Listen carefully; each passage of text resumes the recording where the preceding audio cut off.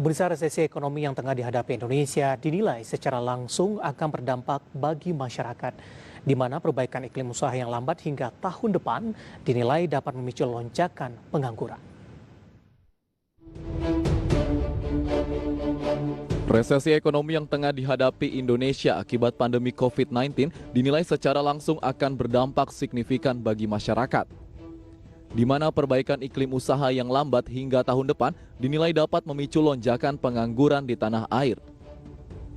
Direktur Eksekutif KOR Indonesia Muhammad Faisal mengatakan bahwa meski kurva ekonomi diprediksi akan membaik pada kuartal 4 2020, namun perbaikan iklim usaha di dalam negeri masih akan berjalan lambat hingga tahun depan.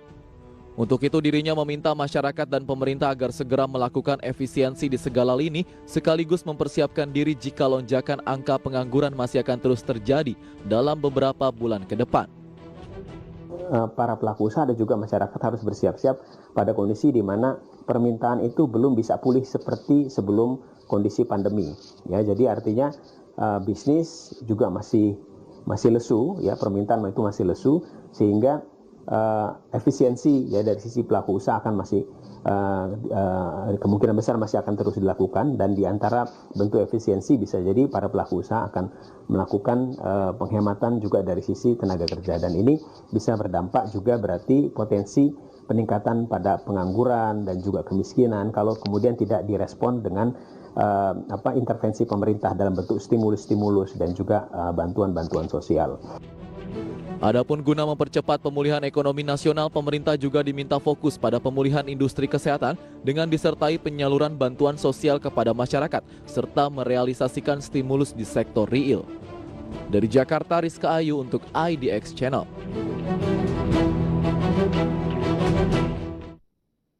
Terima kasih untuk Anda yang masih bergabung bersama kami di Market Review, dan kita masih membahas topik dunia usaha siap hadapi resesi, dan kita akan berbincang bersama dengan Bapak Abra Talatov yang merupakan ekonom Indef, dan saat ini kami sudah terhubung melalui via Zoom. Kita akan langsung sapa saja. Pak Abra, selamat pagi, apa kabar? Selamat pagi Mas David. Terima kasih Pak Abra sudah meluangkan waktu di IDX Channel. Pak Abra, prediksi pertumbuhan ekonomi Indonesia di kuartal ketiga ada di kisaran minus di 2,9% hingga 1%. Sudah hampir dipastikan terjadi resesi. Bagaimana prediksi dari kalangan ekonom, Pak? Ya, Indef sendiri sebetulnya di bulan Juli juga kita sudah memproyeksikan bahwa pertumbuhan ekonomi Indonesia di kuartal ketiga akan mengalami kontraksi, sehingga kami pun menilai Indonesia rasanya sulit untuk menghindari dari zona resesi. Waktu itu pemerintah masih cukup optimis di bulan-bulan Juli akan tumbuh positif. Tetapi akhirnya kan hari-hari kebelakangan pemerintah mulai meralat dan memperkirakan kemungkinan besarnya terjadi resesi.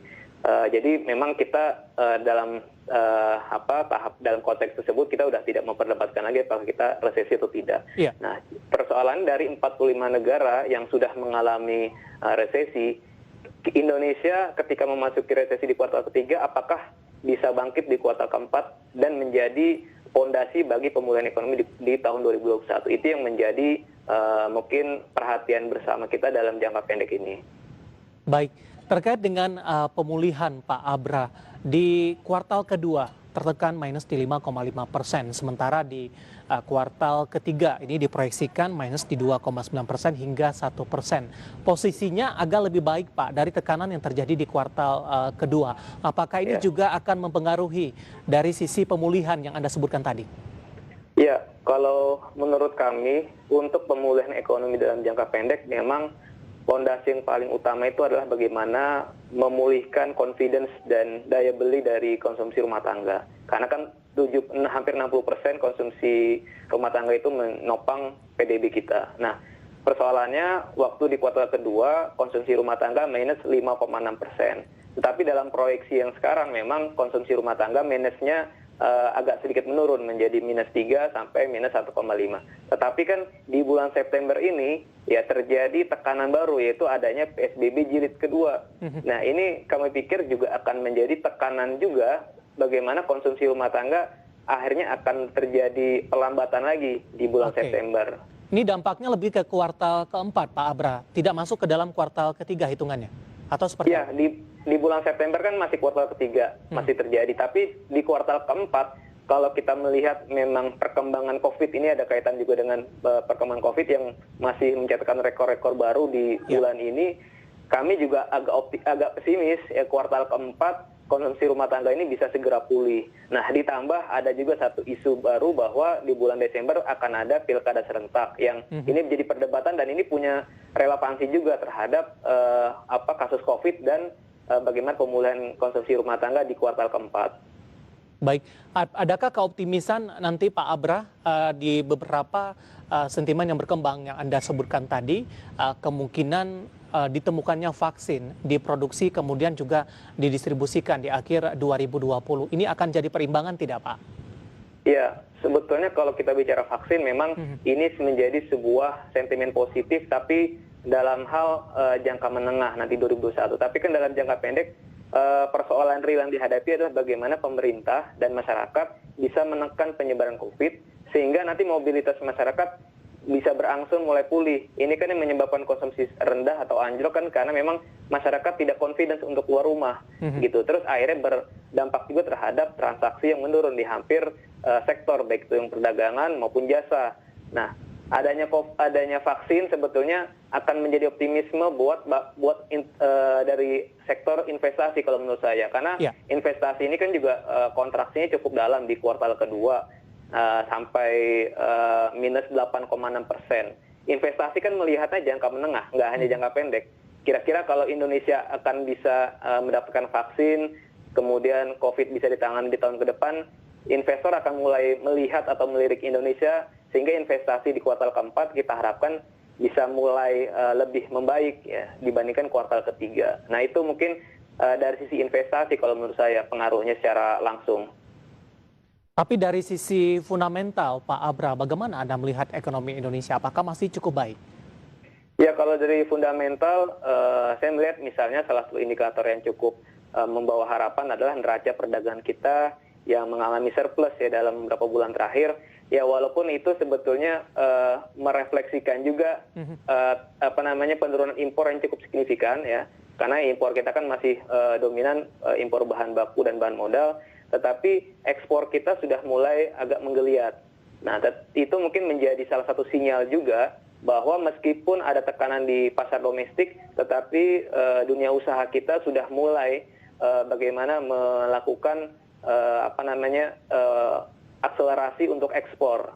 Itu sehingga industri kita masih sedikit tertolong karena adanya pasar ekspor. Kenapa? Karena negara-negara lain sudah mulai pulih. Nah, itu juga menjadi salah satu faktor juga yang membuat industri kita mulai bergeliat di bulan ini dan itu juga direfleksikan dari indeks PMI kita yang sudah di atas 50 di bulan Agustus kemarin. Itu juga menjadi sinyal positif buat sektor real kita. Tapi dari beberapa data terbaru ini Pak Abra, beberapa negara di benua Eropa kembali bersiap untuk melakukan lockdown yang kedua. Ini terkait juga dengan pandemi COVID-19 yang terus meningkat di beberapa negara di benua tersebut. Nah, dari posisi ekspor ini ataupun dari posisi impor, bagaimana kaitannya dengan ekonomi Indonesia, Pak? Iya. Ya tentu ketika ada tekanan ekonomi yang dihadapi oleh negara-negara lain, terutama mitra dagang utama kita, tentu itu pengaruhnya sangat signifikan buat ekspor kita juga. Nah karena negara-negara lain juga bersiap menghadapi gelombang kedua. Nah di mana kita gelombang pertama pun belum selesai. Nah mungkin dari sisi ekspor kita akan mengalami kontraksi ya, akan ada risiko terjadinya kontraksi. Nah tetapi kita tentu harus melakukan mitigasi ketika negara-negara yang kita anggap punya risiko terjadi gelombang kedua sehingga permintaan terhadap ekspornya juga menurun. Kita harapkan eksportir juga mulai bisa menyiapkan diversifikasi pasar ekspor ke negara-negara yang kira-kira dalam trennya itu penanganan COVID-nya sudah mulai positif. Gitu. Jadi itu menjadi salah satu strategi jangka pendek juga. Selain itu dalam jangka pendek lainnya adalah bagaimana dunia usaha sebetulnya melakukan diversifikasi dalam model bisnis. Jadi ada semacam shifting dalam jangka pendek, itu juga bisa dilakukan sebagai buffer untuk bagaimana menjaga kinerja dan cash flow mereka dalam jangka pendek. Dan ini sebetulnya Baik. sudah dilakukan juga oleh sektor usaha, terutama di kelompok UMKM. Pak Abra, menarik, kita akan jeda terlebih dahulu. Kita masih punya satu segmen lagi dan pemirsa telah bersama kami. Market Review akan segera kembali usai jeda berikut ini.